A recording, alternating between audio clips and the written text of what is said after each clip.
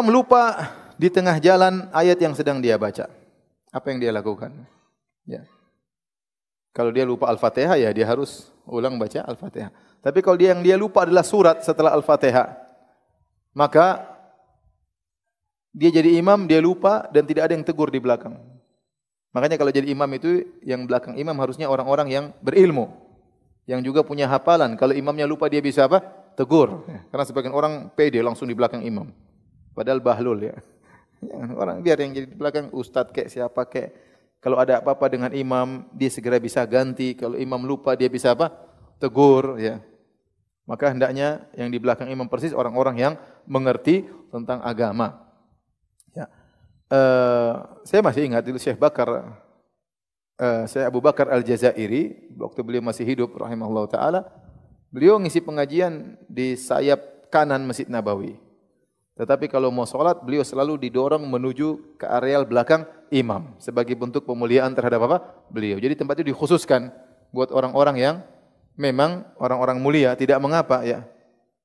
Karena kalau imam lupa, mereka yang tegur ya, atau terjadi sesuatu mereka yang gantikan. Tidak semua orang di belakang imam persis, hanya orang-orang yang berilmu. Nah, bagaimana kalau imam lupa? Imam lupa, misalnya baca ayat, imam lupa ya. Kalau itu ayat yang dihafal oleh banyak orang, cukuplah orang-orang di belakang imam yang tegur. Jadi sekarang penyakit banyak ya, dan ini terjadi di musim sholat tarawih. Saya sering mengalami hal ini. Misalnya kita sholat di belakang imam, imamnya lupa, nanti yang tegur semua belakang semua tegur. Atau ada orang di ujung tegur ya. Tidak perlu, kalau sudah ada satu yang tegur, ente enggak usah tunjukkan ente juga hafal. Kadang-kadang tegur tapi riya ya. Ingin menunjukkan saya juga hafal ya. Ente di ujung dunia ngapain tegur? Siapa juga mau dengar? Biarin orang di depan yang tegur. Kalau semua tegur 10 orang, imam juga enggak tahu apa yang dibaca karena ramai, dia enggak tahu. Maka biarlah orang yang ditugaskan oleh imam yang menegur. Jangan semua orang bicara. Misalnya saya sholat di Masjid Nabawi, imamnya salah, samping saya tegur. Ente mendengar imam jauh sekali, siapa yang mendengar juga? Ente hanya ganggu saya aja, enggak usah. Ya ngapain ente tegur? Jarak ente dari imam bisa jadi 500 meter. Ngapain ente tegur? Sudah biar di depan sana sudah ada yang tugasnya menegur, ente diam aja, dengar aja ya. Ini di antara adab ya. Kemudian kalau seorang sudah menegur imam, imamnya lanjut saja, biarin aja ya. Biarin aja, jangan dipaksa ya. Biarin aja ya. Biarin aja.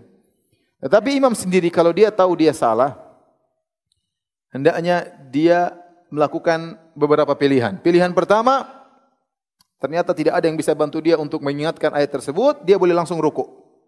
Tidak usah lanjutkan, enggak apa-apa. Macet tengah jalan, dia ulang lagi, enggak bisa nyambung-nyambung, benar-benar macet, langsung aja Allahu Akbar. Allahu Akbar, enggak ada masalah.